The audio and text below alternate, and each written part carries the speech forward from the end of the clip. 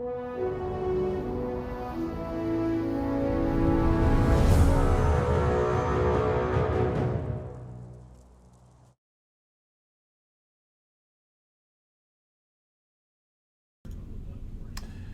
folks, I'm gonna wait for a second and make sure that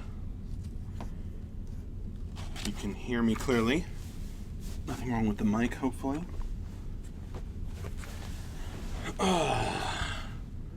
Welcome to another Storytime with Max. I'm jumping in here because MJ is sick today, so he's not in to do the end of week update. But we did just publish a newsletter yesterday, in fact.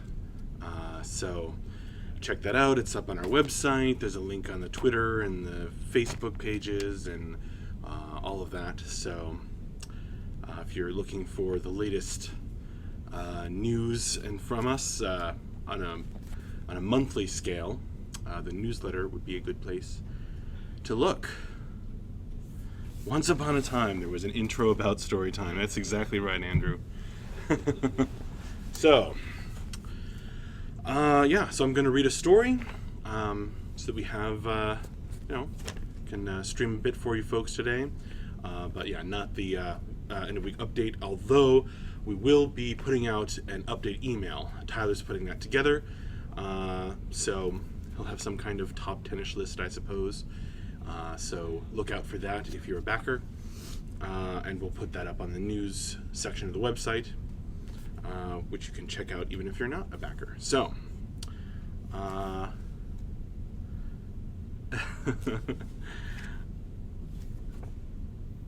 man, Andrew's revealing my secrets. All right.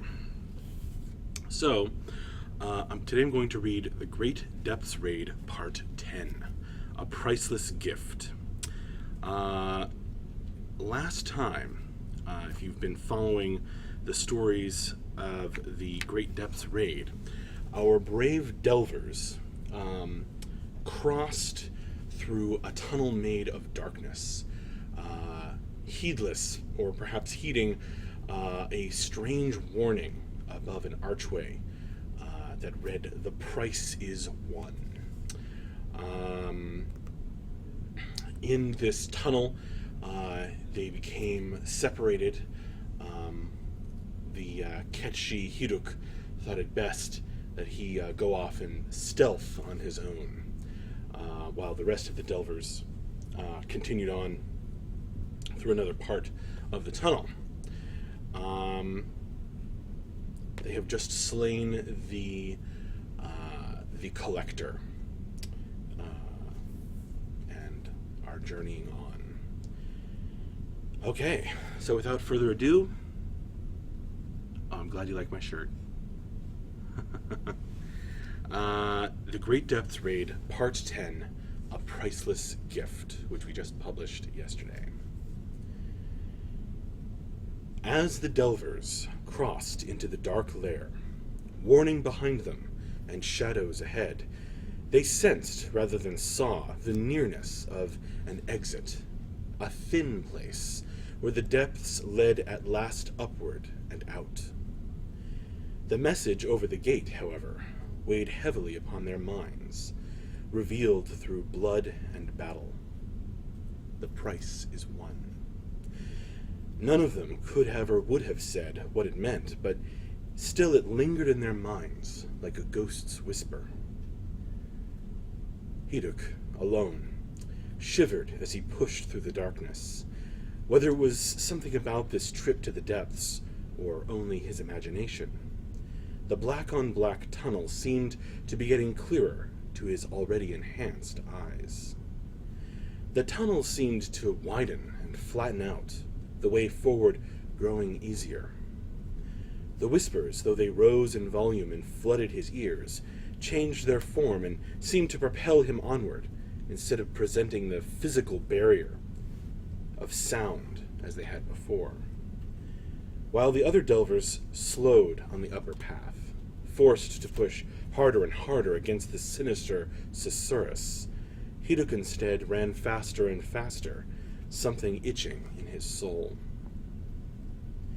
The Ketschi's tail twitched as he ran, a tic that had begun when he had left the depths behind last time. He could remember the itchy feeling, that whisper in the back of his mind, now drowned out in the deluge of whispering noises all around, annoying him whenever he cast his mind back and remembered.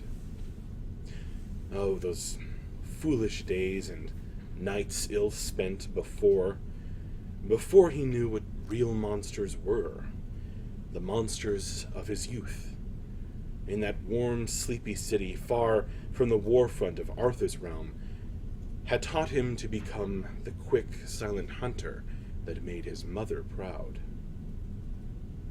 As if summoned by his eyes, searching for purchase in the frictionless dark, he began to see shapes from long ago. The scorpions of the night. They came in at evening, scuttling for the dark warmth and safety of indoors. With all the doors and windows open for the summer's humid heat, they scuttled inside, pausing on the sills, and the flickering lamplight made their purple shadows long and strange.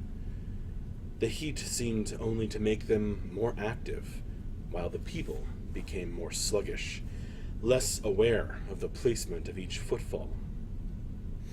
Something about the heat was hypnotic. It made him feel half asleep, even as he went about his chores or played in the streets, cobblestones still warm from soaking up the sun.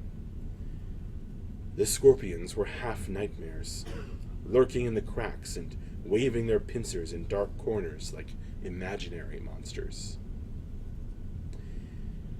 He learned to pierce them with his razor claws, lightning quick and from a safe angle, so their poisonous stingers stabbed uselessly at nothing. The wriggly arachnid limbs raging, he'd watched to make sure they died, the danger past. That, too, added to the feeling that he was dreaming through the long summer months, heat and the writhing motion hypnotizing him with surreal sensations. Hiduk blinked, rubbing his furry face. For a moment, he had been far away.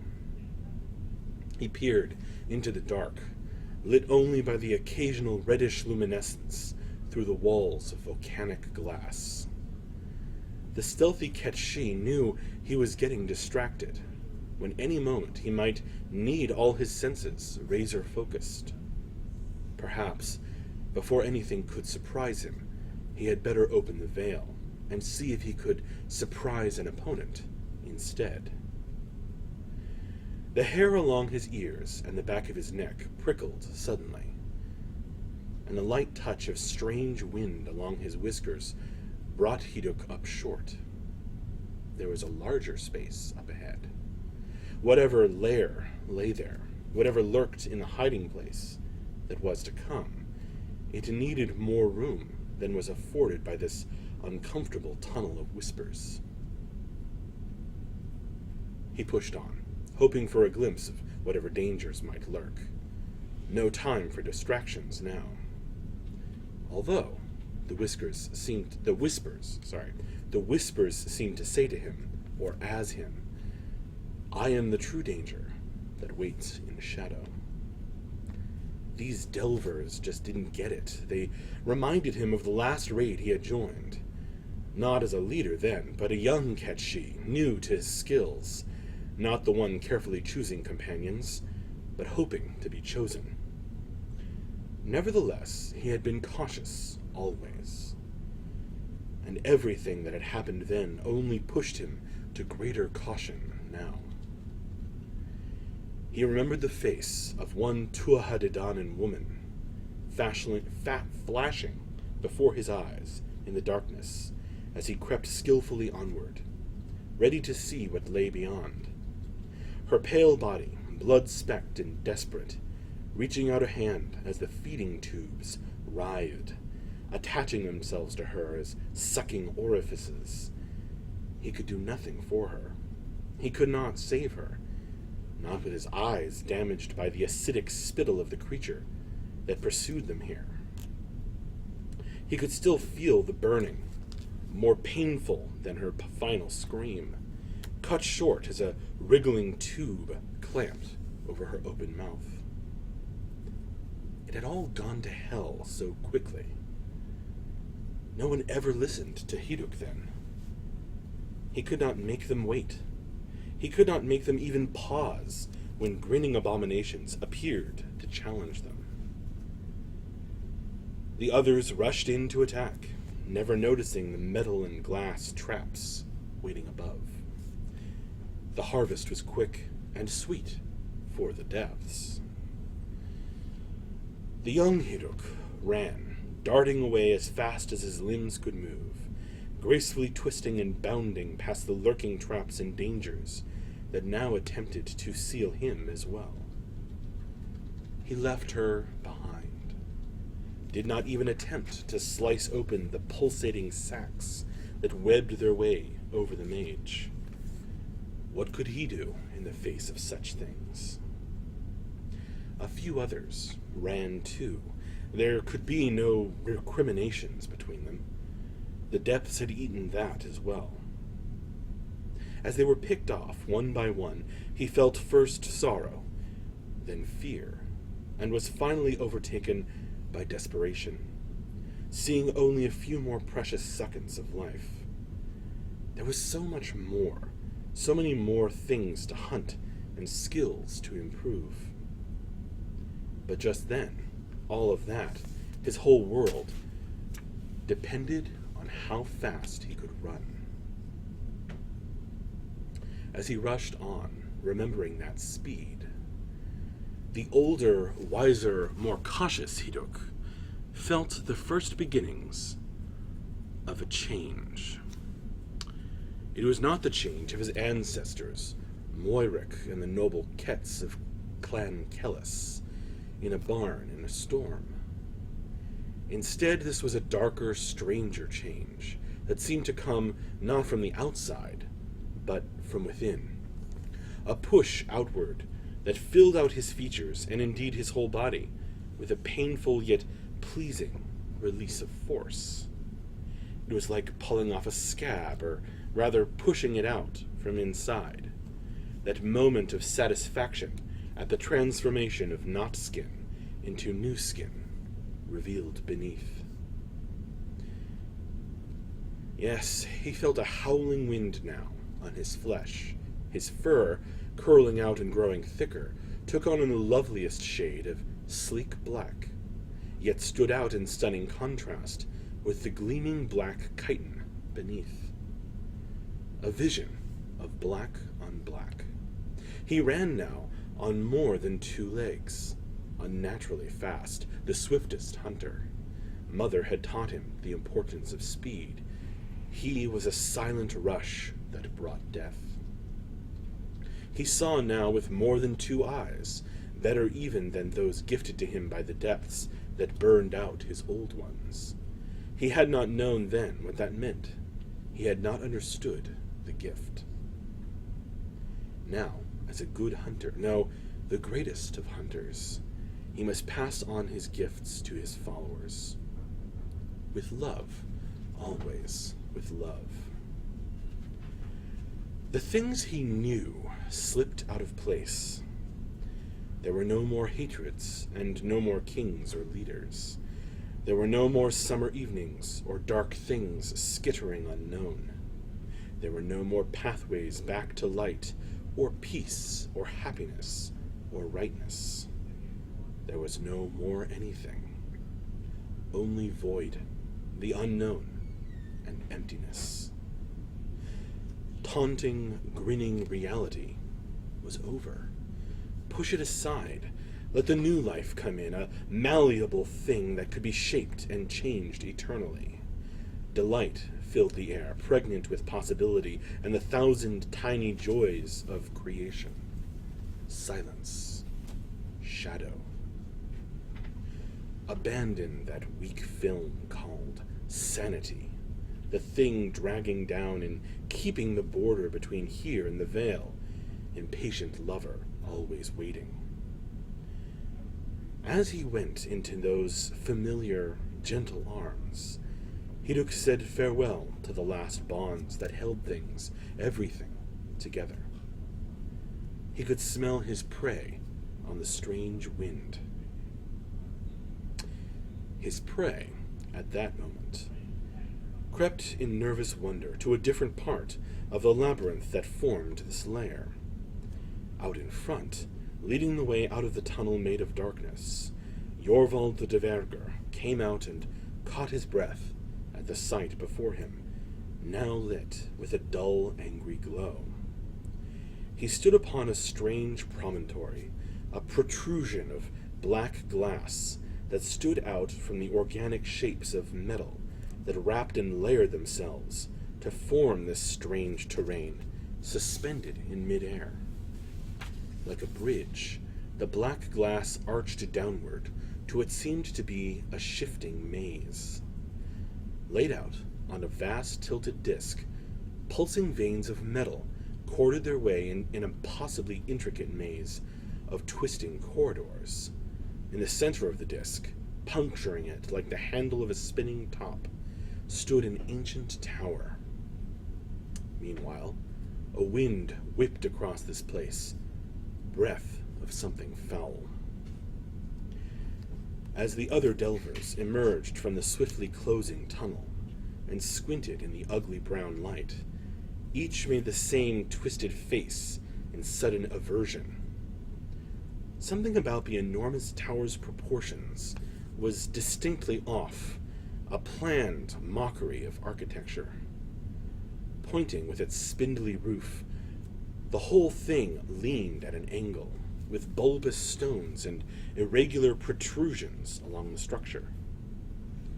Something seemed to be rotting on the top floor. Foul mess leaked from the uppermost window of the leaning tower, stringy stuff reaching for the ground. Sacrifisto was the first to break the silence, uncomfortable and breathless, as if he'd just run up a mountain. What is this light? Where does it come from? Peering around, none of them could find an answer. The vast chamber, open as they had felt it was before, seemed to stretch its sourceless dull glow toward infinity, but faded into a dirty brown obscurity before it got there. The top of the tower, where the roof tapered to a point, appeared to pierce the brown film that formed the overarching dome. The distant silhouette of a tilted spiral stairway ascending into the tan luminescence confirmed their earlier sense that escape was near, yet reachable only through the trials that lay below. Dani, his fellow member of the Tuatha De Danann realm, finally responded to Sacrifisto. His voice was uncharacteristically hushed, as though the tunnel full of whispers had infected him. It's not the source of the light that worries me, my friend. He scratched under the crowns piled atop his head and began shuffling down the path, steps cut by an unknown architect to lead down the obsidian bridge. It's the source of the shadows that has my fear. And he pointed one ring-heavy finger at something near the base of the bridge he walked upon. Zedric shuddered, extinguishing the flames that he had caused to fight against the tunnel's mysteries so valiantly, their light now faint and weak in the broad glow. I see it. Something flows through there. Like tattered streamers, curls of darkness flowed over the walls of the labyrinth and over the edge of the disk, thinning to spray and then nothing, as if carrying mysterious messages from the tower's pinnacle. And looks like a drunken soldier, Foggia grunted as she changed her stance, shifting her dented helmet from her eyes. She stared at the looming tower and did not add how its appearance, tier after tier of strange terraces and designs, gave her a sharp sense of foreboding. Jorvald turned and laughed, but the sound was flat, his gruff voice heavy, as though the dull, muted air had pressed the short Dvergr further down. Yet he bravely tried for levity anyway. "Oh, for a drink myself. It'd be easier to look at your ugly face." Sacrifisto sighed, but his normally hard-to-read, pale face twisted in what might have been a smile. As he floated on, down the etched steps carved out of the semi-transparent stone, he muttered, "One ugly face I'd like to see right now is that of our fearless leader. He'd better not fail to show up when the abominations do." Shaking their heads, the Delvers continued down the path to enter the maze upon the enormous leaning disc. Through the brown murk, to his right and left, Yorval noted other sloping arches of black glass. Each led down from a dark spot, gaping tunnel mouths that confirmed the Dverker's earlier guess at the branching paths. So Hiduk would indeed be joining them. The old Arthurian human seemed suspicious too. "Keep your eyes and ears open, Delvers. Friend or foe, I don't particularly like being surprised."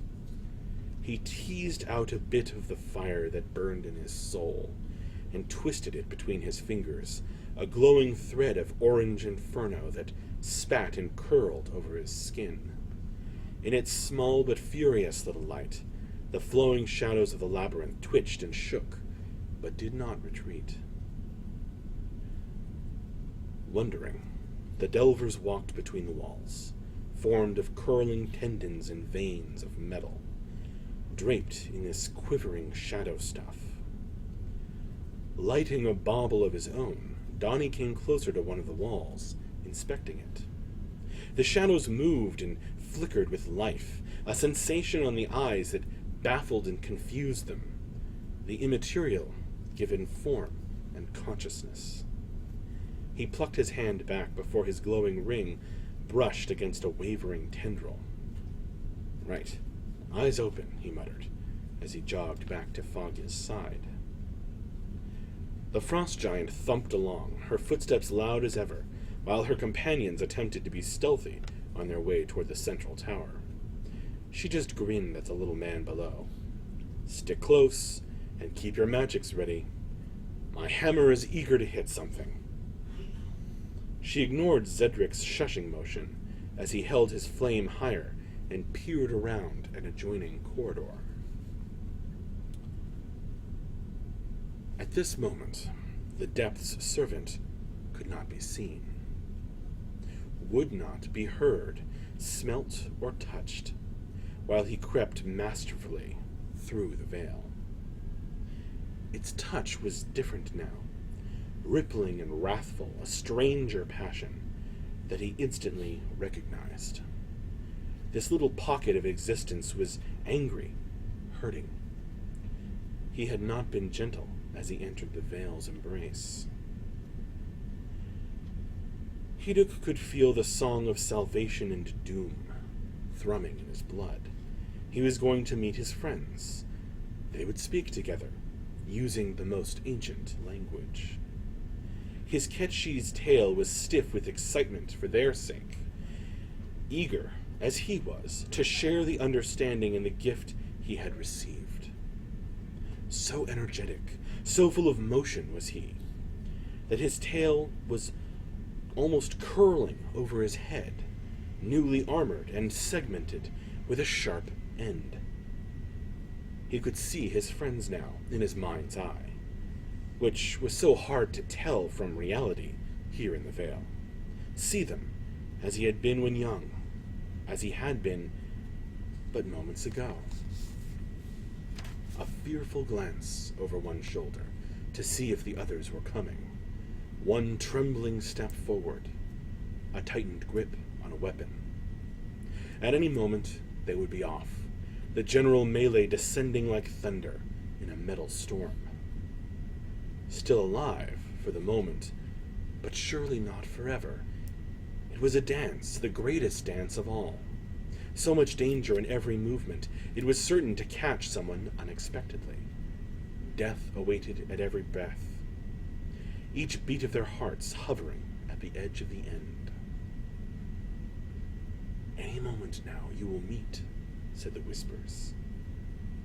"An exchange of gifts," said the merchant. Thus ends part 10. For those who have joined since we started, we were going to have an end-of-week wrap-up today, but MJ is sick, so he couldn't make it. So I jumped in to read the latest story we've published, only in yesterday's newsletter. I hope you enjoyed. Indeed. Thanks a bunch for joining me. We will have more streams next week, I'm sure. So tune in for that. And see you later. And have a great weekend. Oh, and stay tuned if you're a backer. We'll be sending out, we'll send out an update via email. And we'll post that in the news section of our website. So look out for that. All right, see you later.